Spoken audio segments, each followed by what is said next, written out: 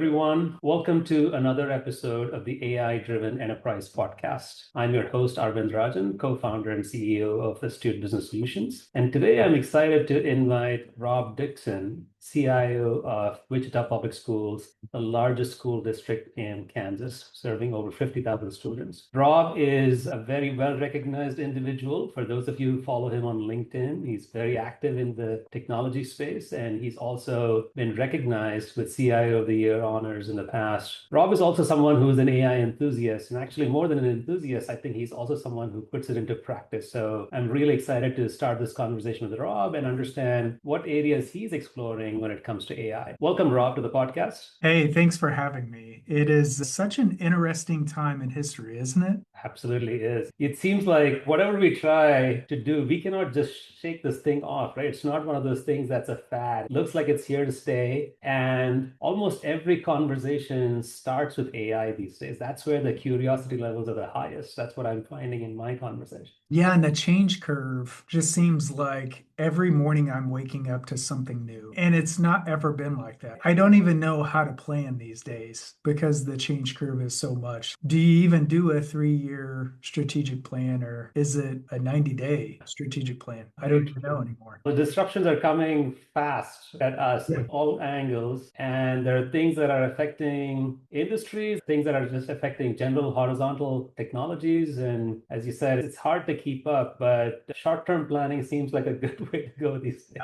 For sure. So, Rob, welcome again. Let's start off by maybe you just giving us a little bit of context on what you're doing with AI. Why don't you start off there? I would love to point it out personally and professionally because I feel like general purpose technologies require you to utilize them personally before you build trust. This is all about trust. Yeah. And I think you have to do that in order to do it professionally. So personally, I use it as a thought partner and I use a lot of different functions. In fact, I have my own OpenClaw set up at home in my home lab, and I've got just about every frontier model as a sub agent. And every day it runs 29 different processes of research that it provides me with a daily digest because I love to read the news. I love to keep up. Some of them are CIO based publications. Some of them are trend analysis. Some of it is around AI and what's happening, right? Because I don't have enough time to just scour and read the news. Some of it is productivity based. And so for me, from that standpoint, I love that. I love testing it. I definitely don't have the trust level to put it in any kind of production environment. It's sitting in its own VLAN, has no access to my files. I basically just built my persona from scratch. So that's my personal. Shifting to my professional, I just absorbed the research department last spring. So I've had about a year to restructure how we use data in our district. And we just formed Research and Intelligence, which is basically a merger of AI and our research department together. And so I've actually put that underneath my AI specialist, Caitlin, who is amazing. And that's helping us to jumpstart and think about the swim lanes of data, how we might create connections that we never had before and ask questions for action, because education is a data-rich environment. And I think one of the things that we've long allowed us to do with dashboards is have data gazes and not be action-oriented on that data. So now I feel like with an intelligence, we can start asking questions of our data and what is it telling us and maybe what things we need to do to move forward. That's great. I think I saw something on LinkedIn where you talked about your OpenClaw solution at an event, right? Yeah, Newman University, and many of them were going down the path of either Claude Cowork, and there were 2 different showcases of Claude Cowork, and then 3 different cases of OpenClaw. The other 2 cases, they allowed them to access their personal data. I don't think I'm at that point of trust yet, but mine was all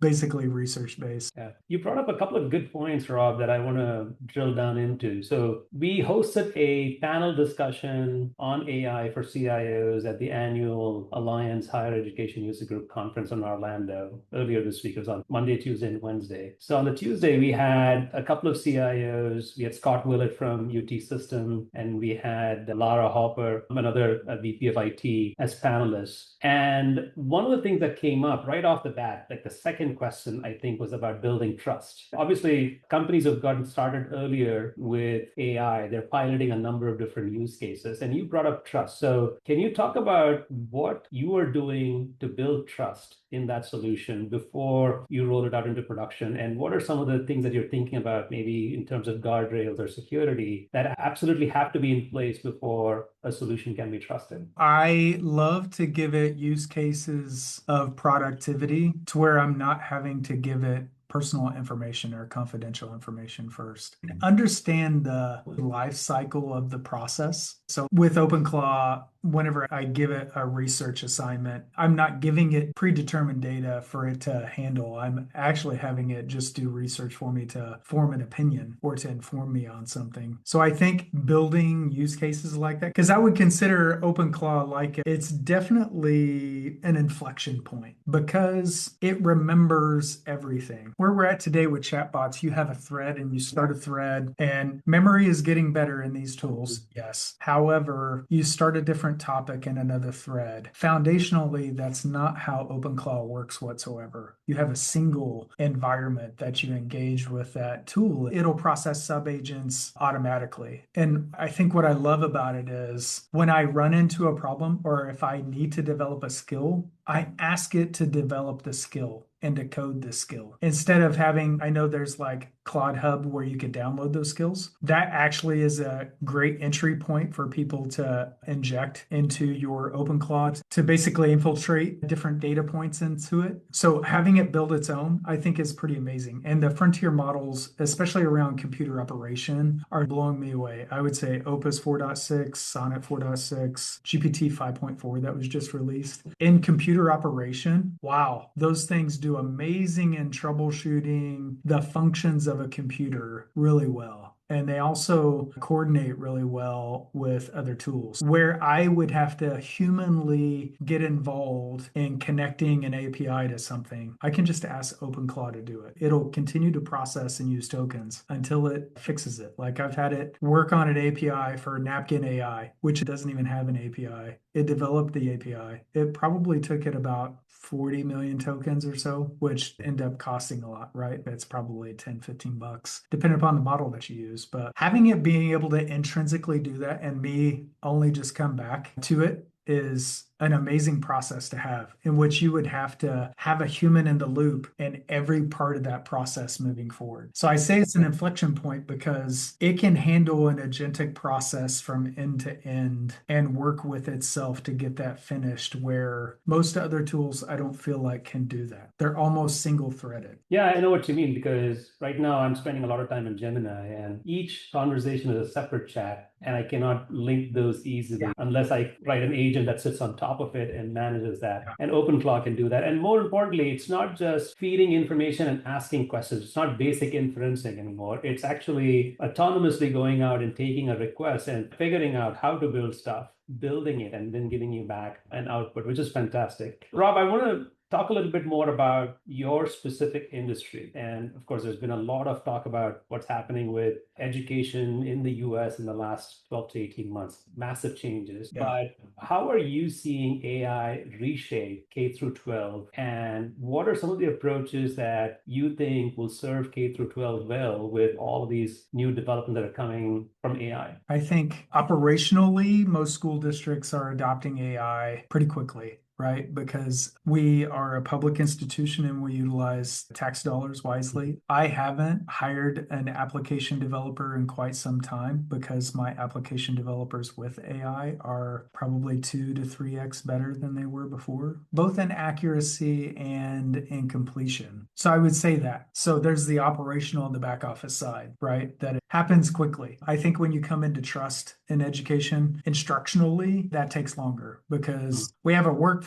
we have a lot of veterans that haven't retired yet, and they're compare contrast in growing up. So I'll give you a compare contrast. I was born in 76. I turned 50 this year. I knew education before the internet, right? I even remember the first district that I was in hooking up the internet for the first time. So that was a delineation point in history of information being readily accessible. And now we're hitting an inflection point where kindergartners today will not know the world without AI. It's another inflection point. It's the inflection point of intelligence intelligence being applied to any process, period. That changes your frontline workers. It changes how we build a workforce for education in the future, right? It also has the promise of possibly meeting personalization of education. And I think that's important. I think that all those pieces are human dynamics that take time to build trust. So yes, we're building custom chatbots today that is helping. In fact, we just showed it at last board meeting. If you watch that board meeting, you'll see Coleman Middle School. We built a chatbot because we went through a problem of practice with Education First, which is a national nonprofit institution. I love working through the problem of practice because it wasn't a solution looking for a problem. And in education, sometimes where you see the shiny and then you're trying to find the problem that it solves. In our process, we worked through finding a problem to solve before we applied AI to it. And one of the things that we outlined with Coleman was it had only been a magnet school for 2 years and yet had mobility rate. So teachers hadn't been trained environmental science in the core. So if you were thinking English, math with environmental science at Coleman, those folks hadn't been trained on environmental science. So we created a custom chatbot that takes the state standards, takes all the intelligence about environmental science, and allows a teacher to create a lesson with a lot of different dynamics of all the different types of kids in the room to the materials that they have, that they can create an active learning lesson and it be thoughtful and able to be reviewed, all those pieces. And that's going to create a great experience for kids moving forward. They might not even know that AI was involved in the process, but it's a very thoughtful process to create a lesson plan to inform someone that didn't have that knowledge before. So that was applying intelligence to a process that intelligence wasn't there before. Yeah, I like the way you frame that is we are not looking at a solution that's looking for a problem. That's something that I see playing out in all of my customer conversations with AI, especially, is that it's always starting with a use case. Here's my problem statement.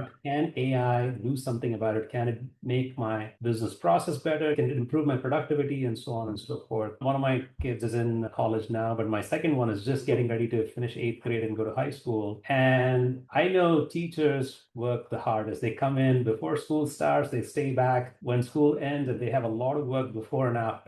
A tool like this, I can imagine that has consumed the right amount of data and has the right inputs and outputs and helps them create that lesson plan. It could just be a tremendous boost for them. Yeah. One of the things that I wondered about was, as a parent, I always have a lot of questions about what's happening in school. Has that been something that's come up from PTA and other feedback loops where they might say, hey, as a parent, we might want a chatbot or some other interaction where we can know more about what's happening in school, events, what's happening with my student, et cetera, et cetera?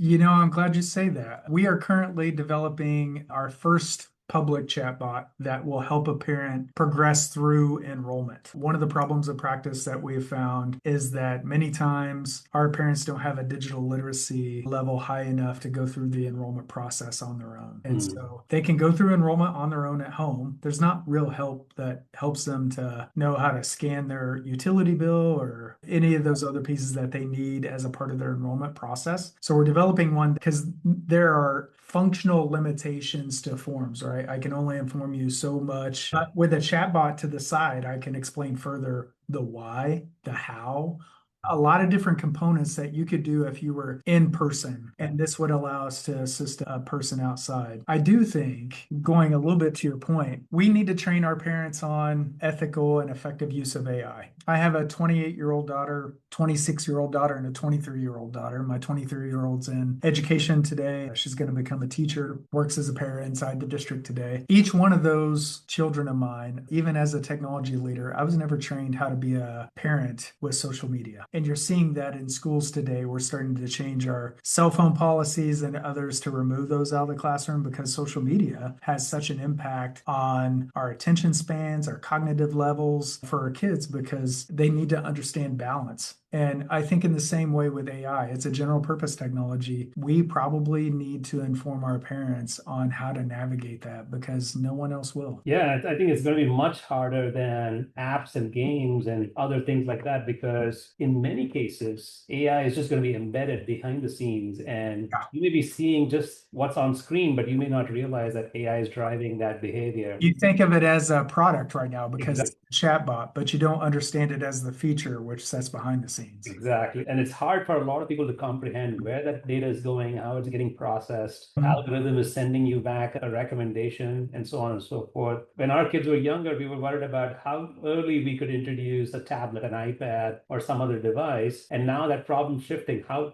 early are these guys going to be impacted by AI, even if Yeah. they don't know they're interacting with AI? It is an important topic, and I agree. There's a lot of education that has to be done for parents and educators alike, but parents have to have their guards up, I think. Yeah, I think there's an even more difficult piece to this that was outlined in the very beginning, that in the social media dynamics, the change curve is slower than the AI dynamics. Like, I feel like if I made a training on AI today, it probably would last about 3 months before I needed to revise it, in which some of my social media stuff I would do once a year and maybe not have to update it until the following year. This is on such a change curve that both outcomes and features happen at such a high rate because it's multimodal. It's not one function, it's a function of many. Rob, how do you balance innovation in AI with concerns that have been around for a while, but now are probably getting magnified around cybersecurity and data privacy concerns? Yeah, I see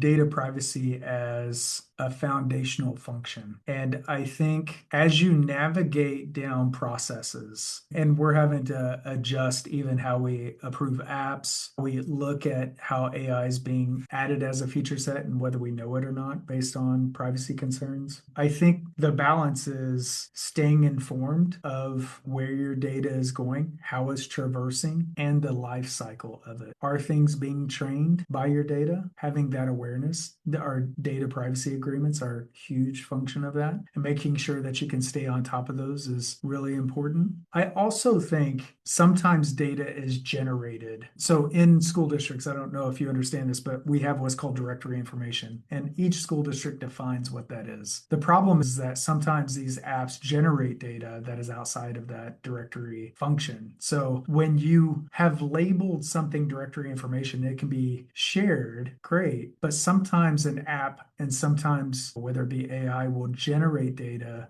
that's outside of the scope of that. And that can become confidential at times. And I think it's just important to understand the entire data lifecycle process, I would say. When we first started training staff on both ChatGPT and Copilot, because Copilot didn't come out until later. So we started with ChatGPT. We actually told folks, don't use student data, don't use names. And we would go through that training. We still do that training with folks. But I think even personally and professionally, you need to walk that ladder on both sides and say, I know everybody says using AI as a doctor, are you comfortable with sharing your confidential health information with an AI chatbot? That's something you've got to make personally, but I would want to be aware whether the model was training itself on your confidential data. Yeah, and speaking about that healthcare use case, I think regulators are going to find it hard to keep up with all of this Yeah. stuff. What's HIPAA going to do when people start throwing personal information at chatbots or AI and LLMs? And you even see ChatGPT getting integrated with Apple Health. Like, Yes. there's a lot of questions we need to ask, Yeah. right? This topic of data has been a consistent theme in all of our previous podcast episodes where guests have always brought up something similar to what you just said is make sure you understand your data first before you put it into AI. Then when you're using AI for that, make sure that you're not allowing AI to train on your data. And then I also like your approach, which is don't start with information that may be classified as data privacy information. Start with some generic use cases, get an understanding of the technology of the process, the flows of data, and then build on that foundation. And most importantly, adapt to the change curve. It's not going to be, yeah, I'll do this project this year and then I'll be set for a year or two and then I'll come back and revisit it. I think it's not going to work that way. Great points, Rob. Yeah, I think this is all good information. I think one thing I would also want to identify is that every model and how it treats context is different. Context windows play a bigger part than I think the regular user understands. So like Gemini has 1 million token context, even 2 million if you use the Pro. Sonnet and Opus on Claude are 1 million now, but they weren't. I think ChatGPT 5.4 is 1 million, but it used to be 400,000. Knowing that context window will help you understand how much data you can provide in a context. Because here's the thing, AI will never tell you that it's reached its context. It'll do a context compaction before, and it'll basically give you results and you have no idea where it left off at. And so I think, especially when you're talking about starting to operationalize your AI in an environment, understanding context windows is probably one of the first functions you need to progress down, because you don't want to get ineffective outputs. You also don't want to get something that you think is relatively true and it's inaccurate information because the AI didn't tell you it stopped reading the information because it reached its limit. It just isn't going to include that information. That's true. And I think that brings up another thought, which is we spoke about educating parents and making them aware of what this technology means and how it could impact their child. But in the professional world, within IT organizations, I feel that AI literacy levels are quite low today. Although there's a lot of general information about what's happening in the world of AI, there's a lot of marketing hype and things like that. But I think that has to be another focused effort within IT organizations to help people come up to speed on what the common sets of terms and definitions are in AI and some basic understanding. I think that's something that everybody needs to do. Do you agree? Absolutely. And understand text functions. I think in AI literacy, data literacy needs to be a part of that too. Just like digital literacy is almost the way you enter this, and then it goes to data literacy, and then it goes to AI literacy. It almost needs to be in that function because you need to know that leading up almost as a pathway. The problem is that people will just jump to the AI without having a high enough digital literacy function or a data literacy function. And you're like the Wild West in that. I don't know if you can validate the output or validate the input, all those functions. And that might be the new equivalent of crawl, walk, run. Yeah,